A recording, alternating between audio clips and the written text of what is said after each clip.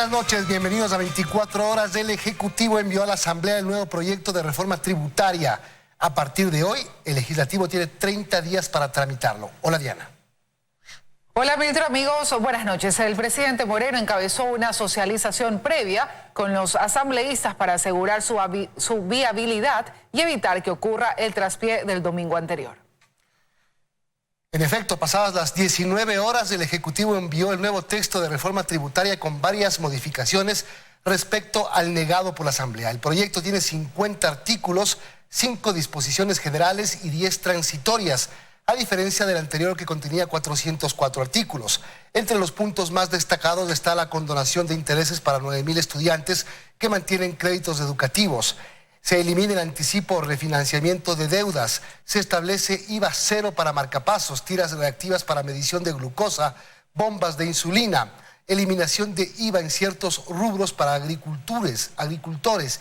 Inclusive una contribución única para sociedades con ingresos mayores a $1 millón, entre otros puntos que se destacan en este proyecto llamado ahora Ley Orgánica de Simplicidad y Progresividad Tributaria. Horas antes del envío del nuevo proyecto tributario, el presidente de la República recibió en el Palacio de Carondelet a los jefes de bloque de la Asamblea para explicarles los puntos que se cambiaron y o eliminaron de la propuesta del gobierno.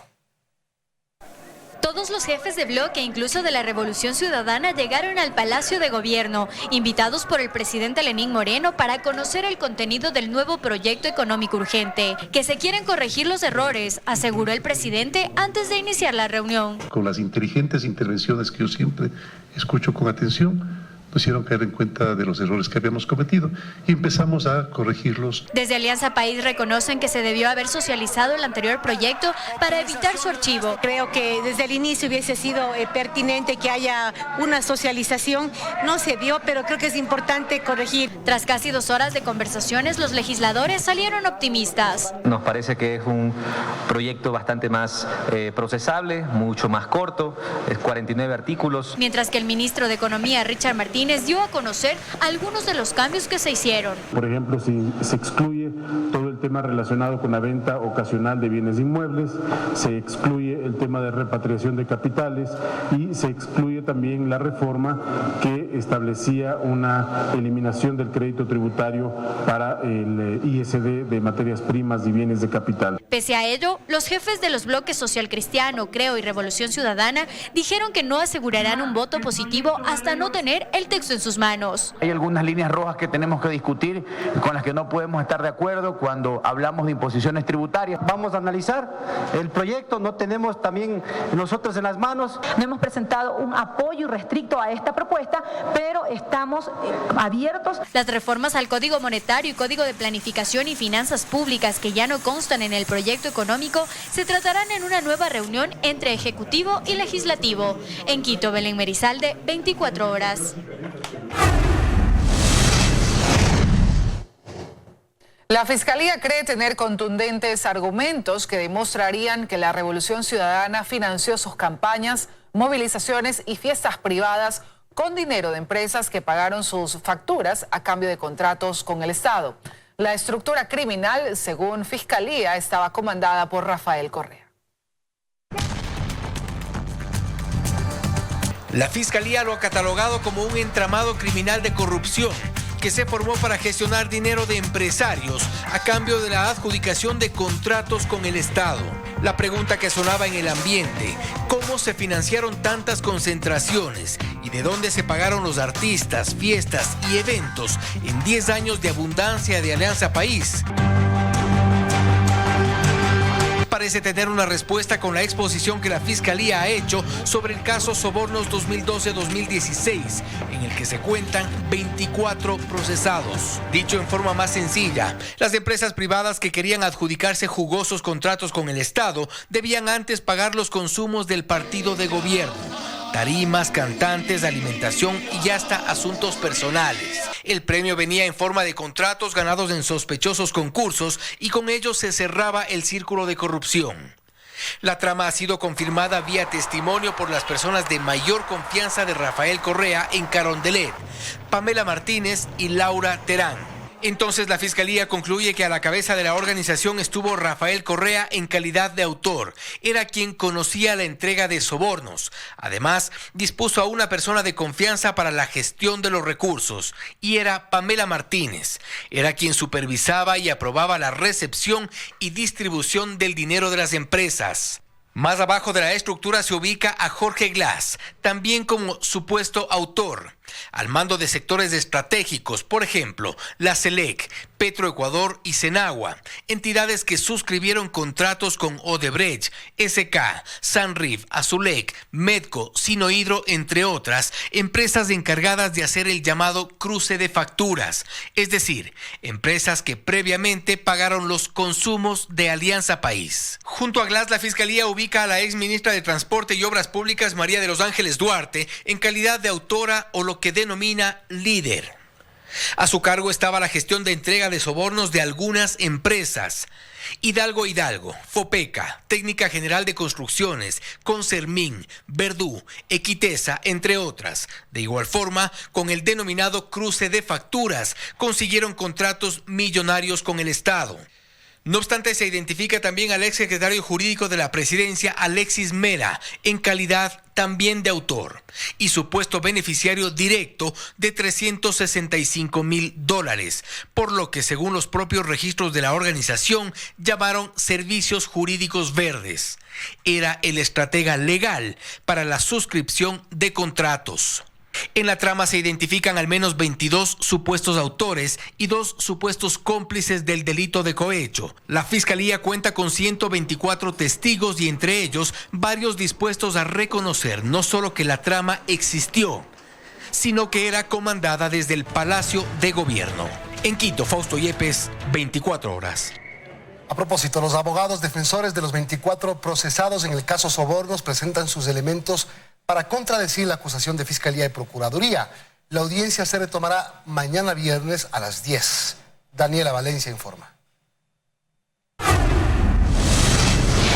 24 abogados defensores de los procesados dentro del caso Sobornos 2012-2016 han intervenido para contradecir la acusación fiscal que pesa en su contra por el presunto delito de cohecho. En este 9º día de audiencia, el abogado defensor del expresidente Rafael Correa, Fausto Jarrín, cuestionó que la instrucción fiscal dentro de este caso duró más de 148 días, además de que Fiscalía dejó de lado los delitos de asociación ilícita y tráfico de influencias en su acusación sin sustentar por qué su decisión, tomando ya como una realidad el llamado juicio en contra del expresidente Rafael Correa. Anunció que hará uso de 10 pruebas documentales, 4 periciales y 10 testimoniales. Entre los que llamará está el exrepresentante de Odebrecht en el país, José Conceizao Santos, el exdirectivo financiero de Odebrecht, Geraldo de Souza, la ex asistente de presidencia, Pamela Martínez, su ex asesora, Laura Terán. Además, el procurador general del Estado, Íñigo Salvador, que en este caso actúa como acusador particular.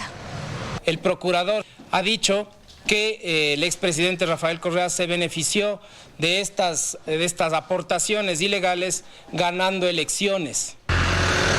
En este proceso, que cuenta con 71.457 fojas, Fiscalía ha anunciado que hará uso de 300 pruebas documentales en una eventual etapa de juicio. Recordemos que además se ha señalado en varias ocasiones que esta es una investigación sobre una estructura delincuencial dedicada a solicitar aportes para Alianza País a cambio de contratos con el Estado y cuyo perjuicio ascendió a $7,7 millones. El ministro de Energía, José Augusto, se pronunció por primera vez sobre el proceso por lavado de activos que afronta el ex asesor de Petroecuador, Raúl de la Torre, en Estados Unidos. Asegura que una de sus primeras acciones será analizar la continuidad del actual gerente de Petroecuador.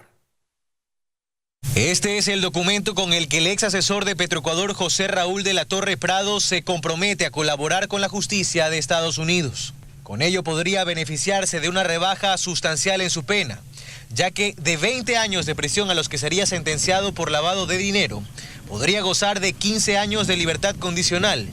Claro, eso sí cumple con entregar información confiable, videos, grabaciones y otras evidencias que ayuden al Departamento de Justicia de ese país a capturar a otras personas involucradas en el delito.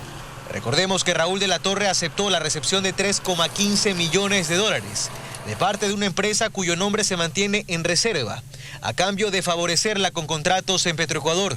El nuevo ministro de Energía, José Augusto, sostiene que en la estatal petrolera se han tomado cartas. Pidieron asistencia fiscal y penal en Estados Unidos y hay una asistencia jurídica para que se ventile esta situación. En el ilícito cometido entre 2018 y 2019 participó también el empresario inmobiliario Roberto Barrera, cuya cercanía con la familia del actual gerente de Petroecuador, Pablo Flores, fue reconocida por el ahora exministro Carlos Pérez.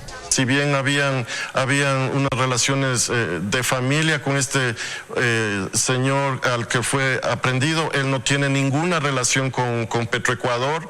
En los planes del nuevo ministro está evaluar la continuidad de los gerentes de varias empresas públicas vinculadas al sector energético. En esa lista también consta el titular de Petroecuador. Eso se está evaluando, yo estoy evaluando a todos los gerentes de las empresas públicas. Según información de Petroecuador, en Estados Unidos existen 11 procesos en los que se ventila el nombre de la compañía ecuatoriana. Carlos Acoto, 24 horas. Otro tema, la presidenta de la Corte Nacional de Justicia pidió al Consejo de la Judicatura que nombre 26 conjueces temporales para llenar las salas especializadas que tienen vacantes. El Consejo de la Judicatura sacó un reglamento en el que dispone 10 días para elegir a los conjueces suplentes. La presidenta de la Corte Nacional de Justicia recordó su competencia para reorganizar las salas en este organismo. He procedido a llamar a los señores conjueces, a los señores 6 conjueces que se encuentran en funciones para que integren las salas especializadas considerando su especialidad. Es por eso que solicitó el número de conjueces temporales que debería nombrar el Consejo de la Judicatura. Yo he sugerido que al menos deben ser 26 conjueces, porque de esos conjueces deberé llamar a integrar, de acuerdo a la especialidad, las salas en las que faltan jueces titulares. Esto es en la sala tributaria, en la sala civil, en la sala de familia y 2 jueces en la sala penal. A coordinar entre la presidenta de la Corte Nacional y el Consejo de la Judicatura la reconformación de los despachos. Hemos dicho a la ciudadanía que en ningún momento se va a detener el servicio de justicia y eso es lo que estamos haciendo. Después de la evaluación que realizó el Consejo de la Judicatura, quedaron en su cargo 7 jueces y 6 conjueces, para el total de 21 jueces y juezas de la Corte Nacional de Justicia. Es por esto que requieren, con los conjueces que quedaron, llenar las salas pendientes.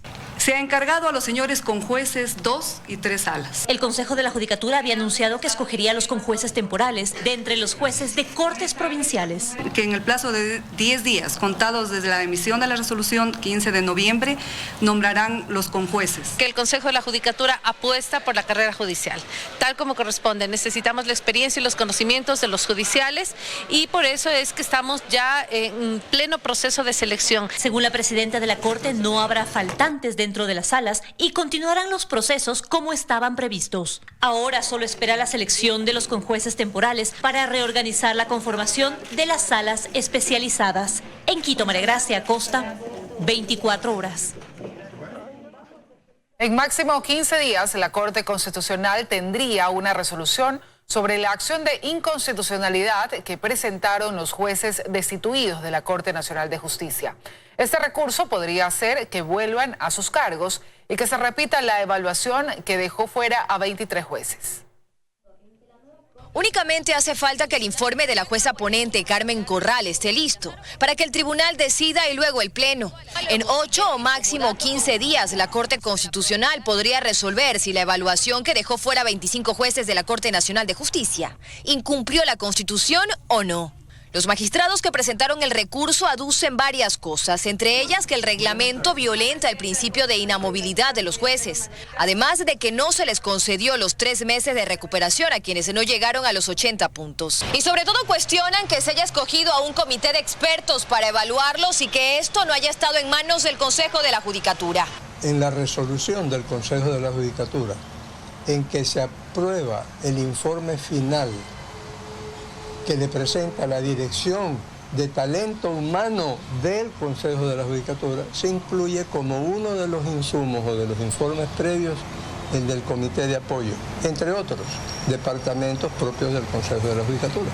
Álvarez, precisamente exmiembro de la Comisión Evaluadora, responde a la necesidad de la evaluación que se le hizo a los jueces de la Corte Nacional de Justicia, leyendo el artículo 187 de la Constitución. Y estarán sometidos a una evaluación individual y periódica de su rendimiento de acuerdo a los parámetros técnicos que elabore el Consejo de la Judicatura. Es que son precisamente varios puntos del reglamento bajo el que se realizó la evaluación lo que cuestionan. Quienes defienden la intervención de la comisión evaluadora mencionan el artículo 95 de la Constitución, que establece que la participación de los ciudadanos en todos los asuntos de interés público es un derecho, que puede ser ejercido no solamente a través de la democracia representativa, sino también mediante la democracia directa. Si el proyecto de la jueza ponente es admitido por el tribunal, serán los 9 jueces constitucionales los que deberán resolver la acción. Dayana Monroy, 24 horas. Más noticias, amigos. Aumentan las voces críticas contra la utilización del púlpito para atacar a los periodistas. El padre Fernando León, rector de la Universidad Católica, quien en un sermón comparó a los periodistas con la Inquisición, no quiso pronunciarse sobre el tema. Los sacerdotes católicos en el Ecuador tradicionalmente han utilizado el púlpito para referirse a varios pasajes de la Biblia y compararlos con situaciones y vivencias políticas y sociales actuales, siempre enmarcadas en la paz social y en la hermandad entre los ciudadanos. Pero eso no ocurrió en la misa que ofició el pasado 9 de noviembre el rector de la Universidad Católica, Fernando Ponce, en la iglesia de La Dolorosa en Quito. A mí me llamó la atención que se pusiera a denostar, a descalificar al periodismo, a la prensa nacional, al sistema de comunicación y comparar con la Inquisición española que llevó a la hoguera y a la tortura a miles de seres humanos. Esa comparación era absolutamente desproporcionada y envenenada. El periodista Miguel Rivadeneira estuvo presente en esa misa y fue quien hizo público el pronunciamiento del sacerdote durante el sermón. Relata en el artículo de opinión que escribió este lunes en Diario El Comercio que... En su intervención, el cura, en lugar de llevar un mensaje positivo y sembrar esperanza entre los feligreses, lo que hizo fue comparar la parábola del Evangelio para lanzar dardos sin piedad y denostar el trabajo del periodismo y los periodistas. Repitió y generalizó sus críticas mordaces al estilo de las sabatinas. Este abogado politólogo sostiene que la iglesia y los sacerdotes tienen libertad de expresión y se han pronunciado históricamente sobre varios temas, pero... Es irresponsable de su parte, creo yo, haberlo hecho en las circunstancias en que lo hizo, ¿no? Después de haber pasado momentos tan complejos en octubre, en donde incluso la vida de periodistas como la tuya corrieron peligro, ¿no? Rivadeneira remarca en su artículo de opinión que... Lo más grave fue cuando se ensañó contra el rol de los periodistas, tildó reiteradamente de inquisidores y comparó con los tribunales de la Inquisición. Nos deja muchas dudas también en relación a qué papel habrá tenido la Universidad Católica, en realidad, de la Pontificia Universidad Católica de Quito, en relación a las manifestaciones y en relación a lo que dijo el ministro de Defensa sobre la habilitación de centros de acopio y de abastecimiento para las manifestaciones violentas, ¿no? Si Cristo bajara de donde está o resurgiera de su sepulcro, sacaría a este o a sus equivalentes a fuetazos. El sacerdote jesuita Fernando Ponce, rector de la Universidad Católica, no quiso pronunciarse y se anunció que la universidad emitirá un comunicado público sobre este tema. En Quito, Freddy Paredes, 24 horas. Ecuador perdió cerca de 140 millones de dólares en el sector petrolero durante las protestas de octubre. El nuevo titular del Ministerio de Energía propone un pacto energético. Las violentas manifestaciones de octubre pasado siguen sumando pérdidas al país, a pesar que ciertos grupos continúan negándolo. En un comunicado, el Ministerio de Energía confirmó que durante los 11 días que duró el paro, el sector petrolero del país perdió cerca de 140 millones de dólares, 89.3 millones porque se dejaron de extraer más de 1,5 millones de barriles de crudo, 33.94 por reacondicionamientos, 10.11 por materiales para los pozos, 3.4 por comercialización interna de combustibles, 3 millones por remediación ambiental, entre otros gastos. José Augusto Briones, en su primera entrevista como ministro de Energía, anunció que priorizará 4 ejes en su gestión. Uno de ellos, un pacto social energético. Lamentablemente, mucha dirigencia no entiende las necesidades reales de sus comunidades y será un tema que tendrá que ser discutido y ser parte de este pacto social energético muy necesario para el país. Briones asegura que continuará con la eficiencia institucional, la monetización de activos como Sopladora y el Campo Sacha, y que trabajará para incrementar la producción petrolera del país, que actualmente se ubica en 500.000 barriles. Para modernizar la refinería de Esmeraldas, el funcionario recordó que se busca un socio estratégico. Es un proceso que vamos a convocar los próximos días. En la nueva refinería, el monto referencial es de aproximadamente $6.000 millones de inversión, y de acuerdo a los términos de la convocatoria, será el inversionista que determine en qué parte de la costa del Pacífico será apropiada la ubicación de este activo. 8 firmas estarían interesadas en la obra. Giovanna Ramos, 24 horas. El pedido del presidente Lenín Moreno sobre renunciar a su pensión vitalicia de ex vicepresidente genera reacciones al interior de la Asamblea Nacional. Algunos legisladores proponen que otras ex autoridades también lo hagan. El tema está siendo analizado por la Comisión de los Trabajadores.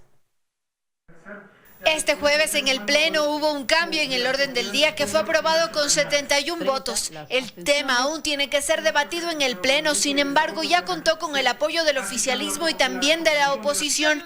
Alarcón pide que se exhorte al presidente para que a través de los órganos competentes se suspenda las pensiones vitalicias al margen de la ley y se haga un examen especial de Contraloría. Aquí hay algunas violaciones a esta ley. Por ejemplo, cobran los hijos del finado presidente extinto Jaime Roldós, que ellos cumplieron hace más de 37 años la mayoría de edad. Cobra la hermana del señor Rafael Correa. Yo estoy de acuerdo que se revise esta norma, sobre todo a los expresidentes, sus vicepresidentes que tienen problemas judiciales, que han huido del país. El legislador también solicitó que se suspenda la pensión vitalicia como ex vicepresidente a Lenín Moreno. Sin embargo, el primer mandatario envió una carta este miércoles donde daba a conocer que renunció a los $4.057 que recibía mensualmente como exfuncionario. Esta decisión causó reacciones a favor y en contra del primer mandatario. Sí, por allí dicen más vale tarde que nunca. Para nosotros es un buen ejemplo. Sin embargo, este tema ya es tratado en la Comisión de Relaciones Laborales de la Asamblea Nacional, en donde se han presentado al menos 5 proyectos que ya están siendo analizados. En la comisión ya se unificaron los proyectos. Tiene que tratarse sin apellidos, sin cuestiones puramente coyunturales. Sostienen que recibirán nuevamente al Ministerio de Economía para que explique estas últimas decisiones. En la comisión aún no hay una postura al respecto. Lo que sí saben es que estas reformas no son retroactivas. En Quito, Andrea Samaniego, 24 horas. La Federación Médica Ecuatoriana plantea una propuesta ante las vacantes surgidas por la culminación del convenio con médicos cubanos. El proyecto representaría un ahorro al Estado de $13 millones. Un ahorro de $13 millones para el Estado es lo que indica la Federación Médica Ecuatoriana tras la propuesta planteada para mejorar el servicio público. Dentro de los planteamientos están aceptar la reducción del 20% del salario propuesta por el Ejecutivo a los contratos de servicios ocasionales, pero con la reducción de la jornada laboral de 8 a 6 horas.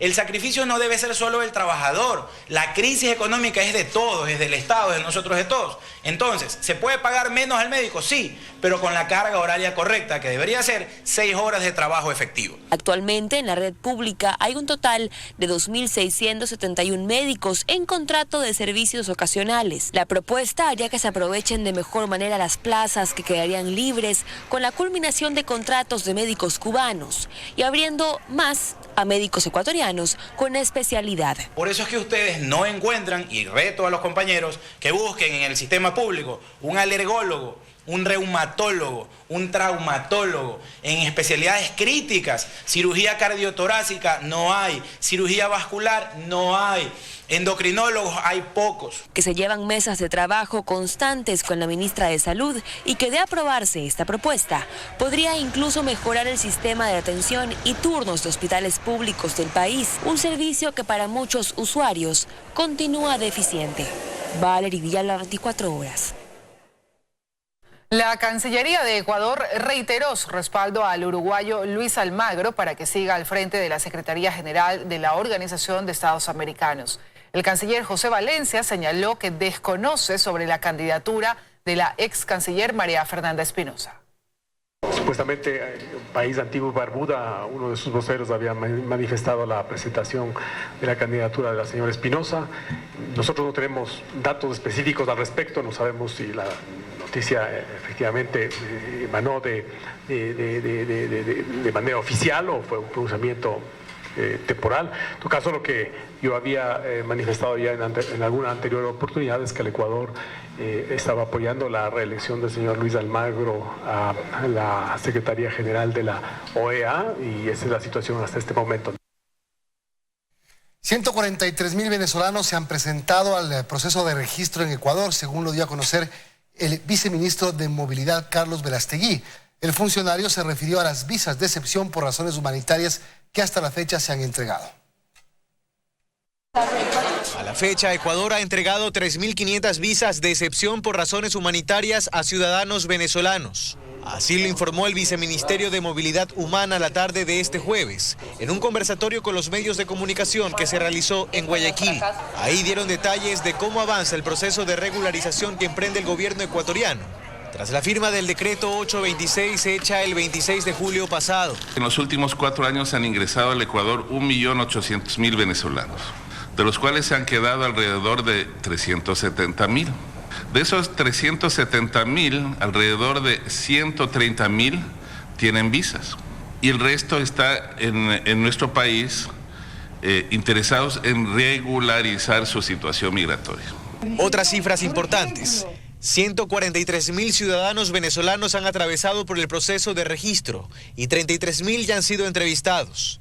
En las legaciones diplomáticas de Ecuador en Bogotá, Caracas y Lima se han presentado 11.000 aplicaciones. El plazo termina a finales de marzo de 2020. Y sí, habrá ciudadanos que no van a poder regularizarse.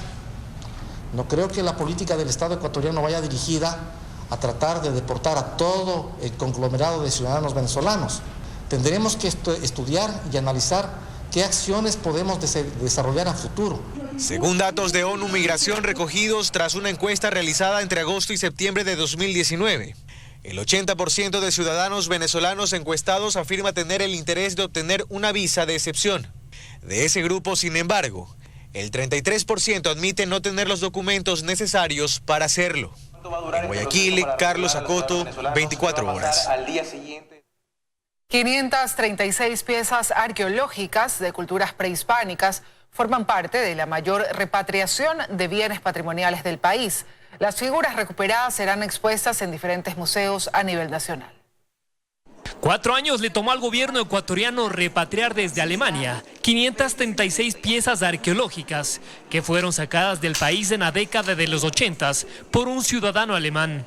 Que quien devuelve los bienes es los herederos del señor Joseph Rattinger, que ya falleció. El Comité Nacional de Lucha contra el Tráfico Ilícito de Bienes Culturales, integrado por varias entidades de gobierno, confirmó que las piezas recuperadas forman parte de distintas culturas como la Chorrera, Valdivia, Tolita, entre otras. Son bienes en oro, son bienes que están construidos en piedra, en cerámica a su vez, de altísimo valor, no solo por su valor cultural, de culturas prehispánicas ecuatorianas que se remontan a más de 3.500 años. Entre el 2010 y 2019, el Comité Técnico recuperó aproximadamente 6.437 bienes culturales repatriados del exterior y 7.180 objetos recuperados en operativos nacionales, es decir, un total de 13.617 bienes. Irían al Museo Nacional del Ecuador o pueden trasladarse a algunos de nuestros museos que tenemos en las provincias, ya sea de la costa ecuatoriana o a nivel nacional. Si bien las autoridades no determinaron cuál es el monto económico de las piezas, indicaron que las mismas tienen un valor histórico importante para el país. En Quito, Paul Coello, 24 horas.